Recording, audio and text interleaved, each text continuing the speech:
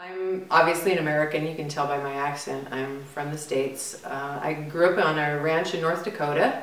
I often will say that my life as a rancher's daughter prepared me for what I do here because I learned how to do so many different things.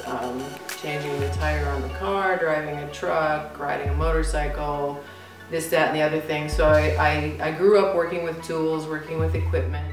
I graduated from university with a degree in accounting, business administration. My major was accounting.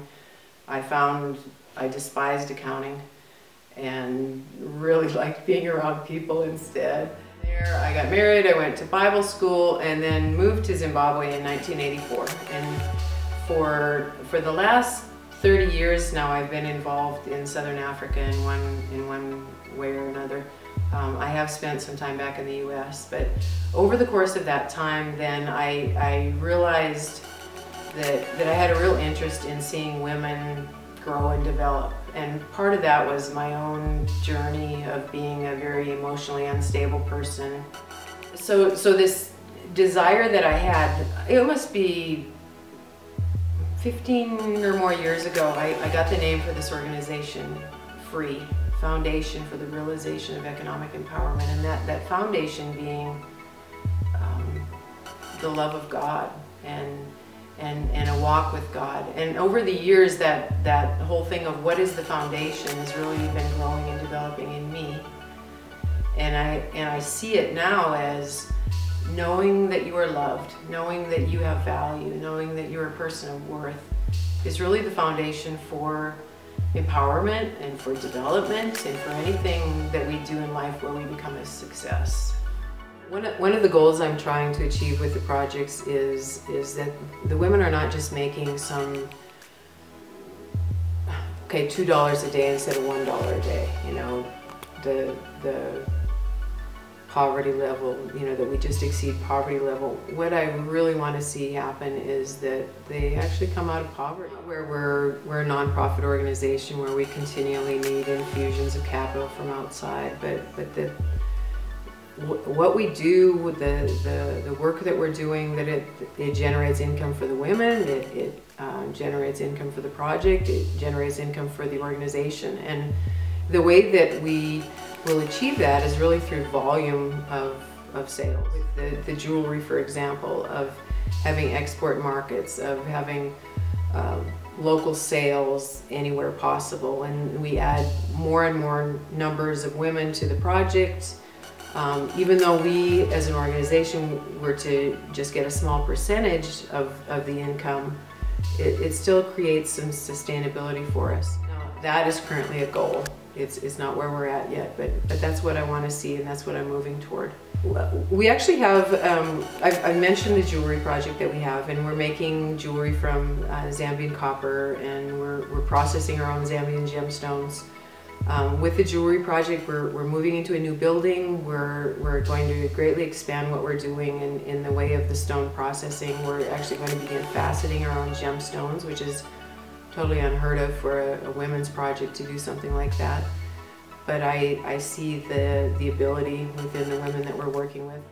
They've learned to use machinery, and they like using machinery. With the jewelry project, we're involved this year with Zambia Fashion Week. One of the local designers is featuring our jewelry, and so the runway models will be wearing our jewelry.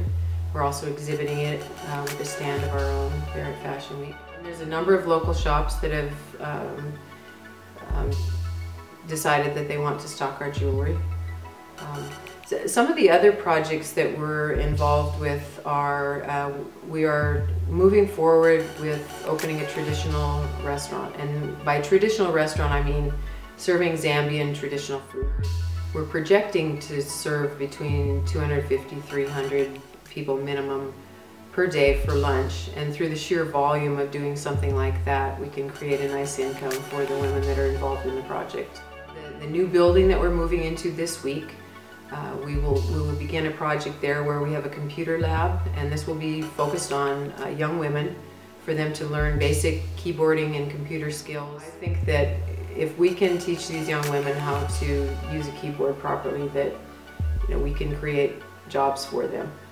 And then those that are especially talented in areas like that especially catch on, I want to take them a step further and teach them how to build a website, how to do graphics, things like that. So we are getting 20 computers, and we're ready to open in January with the computer lab. As a woman, I think it's so important how we see ourselves, and to realize that our value and our worth are not found in a man, but they're actually found in who we are, who God created us to be as women. And I find so many times in the women that I work with that they have this thing that unless I have a guy in my life, I'm nothing and I'm nobody, and that I'm incapable of doing these things. Those are things that men must do, and I don't see myself as an advocate of women's liberation as such, not in the classic sense, but I see myself as someone who wants to impart to women the sense that you as a woman, you are created in the image and likeness of God, and you have value. And before you were formed in your mother's womb, He knew you and He approved of you. And so as somebody who has value, somebody who has dignity and worth, and somebody who knows that you're loved, you are so capable of doing something with your life. What is the purpose that God created you for? What is there that you can do? And I think when women get that sense, it's like it takes the blinders off of their eyes, and they start realizing that they're actually capable of doing things far beyond what they ever dreamed of. I think poverty is so much more than economic. It's a poverty of the mind as well. It's a poverty of how one sees oneself and the limits that are placed on a person's life, and those are what I want to see removed.